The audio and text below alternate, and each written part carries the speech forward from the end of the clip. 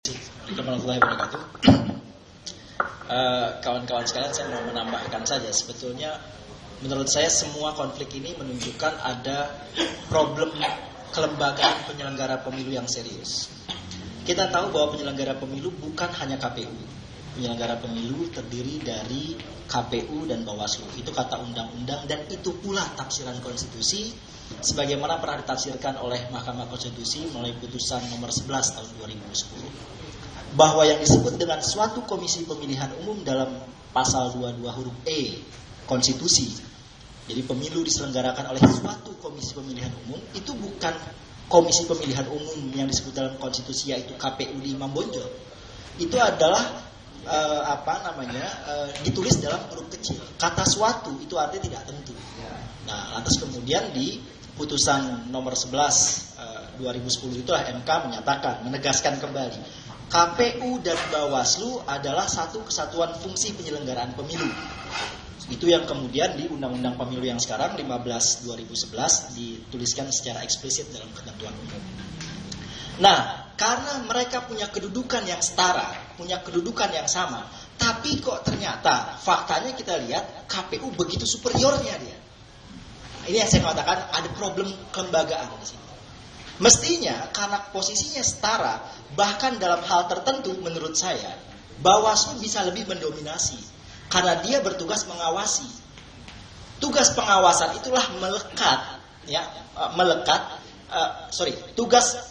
mengawasi itulah yang kemudian menimbulkan kewenangan bagi dia untuk mengoreksi apabila ada kekeliruan. Gitu. Tidak semua hal bisa dikoreksi, tetapi untuk beberapa bagian yang diatur khusus oleh undang-undang bisa dia koreksi. Tapi kasus yang terakhir PKPI misalnya sudah dikoreksi oleh Bawaslu, nggak mau tuh dipatuhi. Dulu waktu partai-partai yang 12 mengadu ke Bawaslu, direkomendasikan agar ikut virtual, juga tidak mau ditanggapi. Jadi superioritas dari KPU ini seolah-olah ingin mendelegitimasi betul Bawaslu.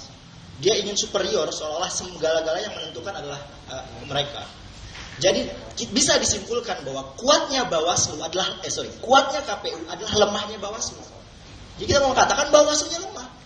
Kalau Bawaslunya kuat, dia bisa mengimbangi. Gitu. Contoh ya, di kasus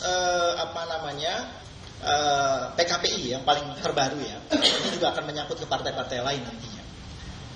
Bawaslu menemukan ada dugaan-dugaan, bukan lagi dugaan, tapi sudah dia katakan sebagai tindakan tidak profesional.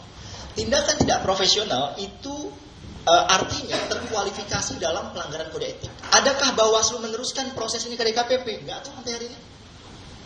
Jadi cuma mengatakan tidak profesional. Dulu 12 partai politik juga digagalkan dalam verifikasi administrasi oleh Bawaslu. Dikatakan pula KPU tidak profesional. Ada tuh mereka datang ke DKPP? Enggak tuh. Setelah saya ajukan baru saya istilahnya saya dorong-dorong.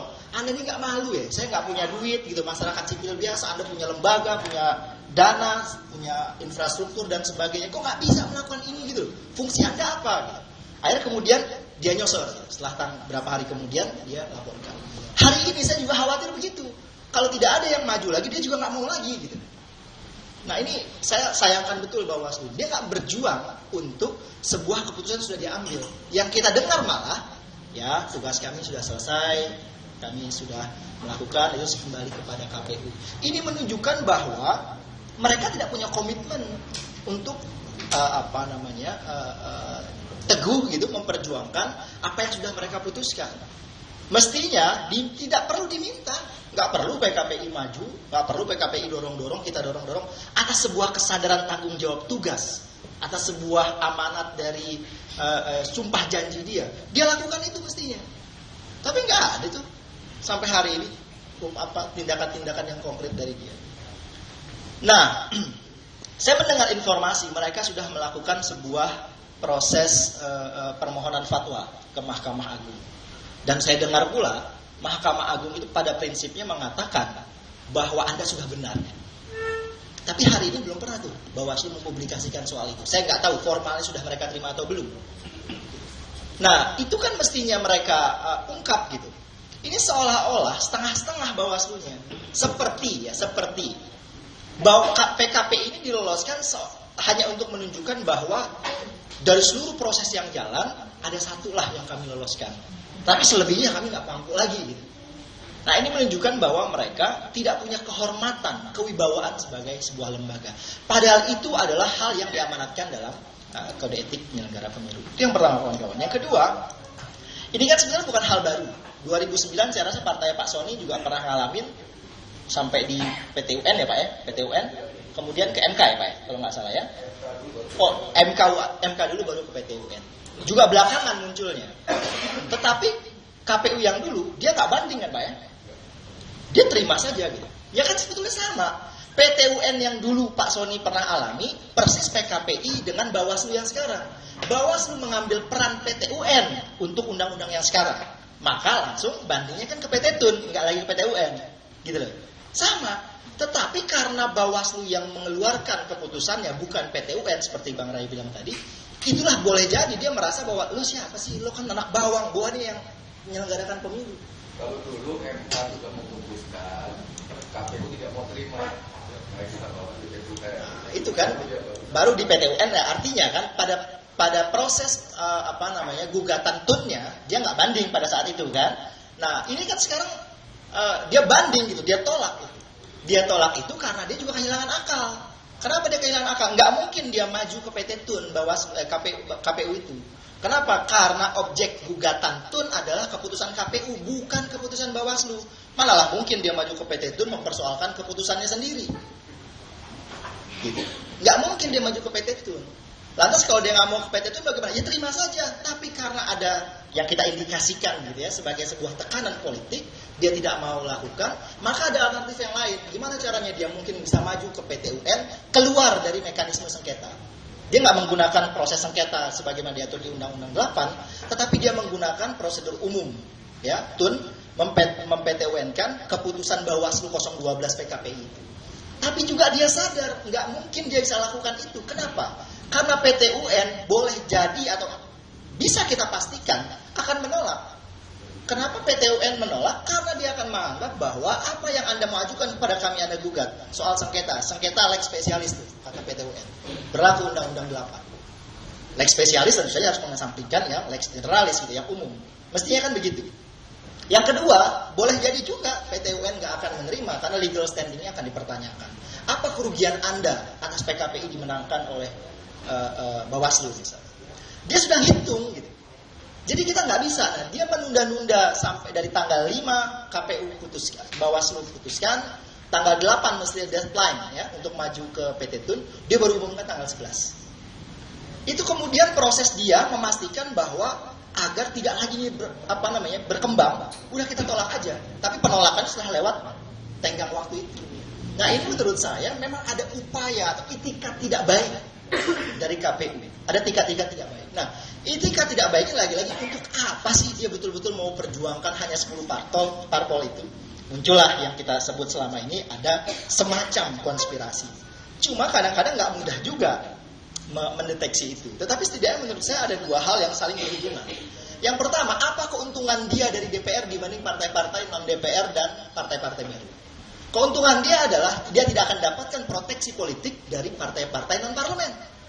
Kalau mereka tidak menjadi peserta pemilu, besok pesertanya itu, ya itulah yang akan melindungi mereka 5 tahun ke depan menjabat. Itulah yang disebut proteksi politik.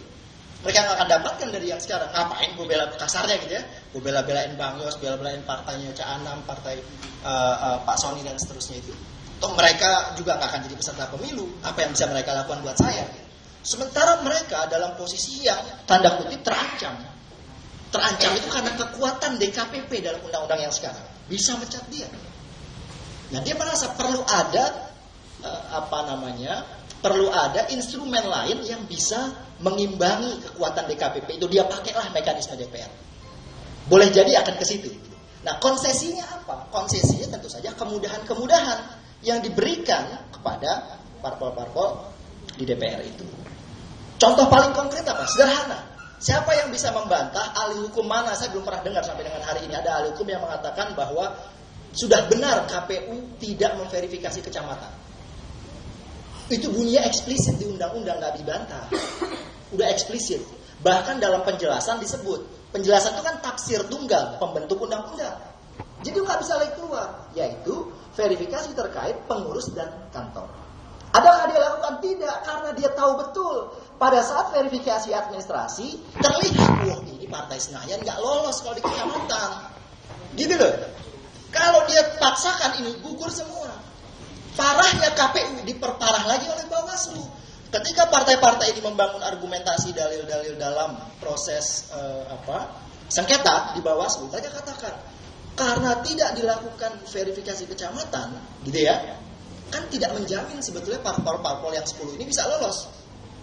Kalau Anda lakukan betul itu, belum tentu mereka lolos, maka kami keberatan, kata partai-partai. Kalau saya baca dari permohonannya, apa kata Bawaslu? Ya Anda kan juga tidak difaktual di kecamatan toh, berarti tidak ada diskriminasi. Bawaslu menggeser persoalan kepatuhan kepada undang-undang, digeser pada persoalan diskriminasi. Bukan di situ poinnya, gitu loh.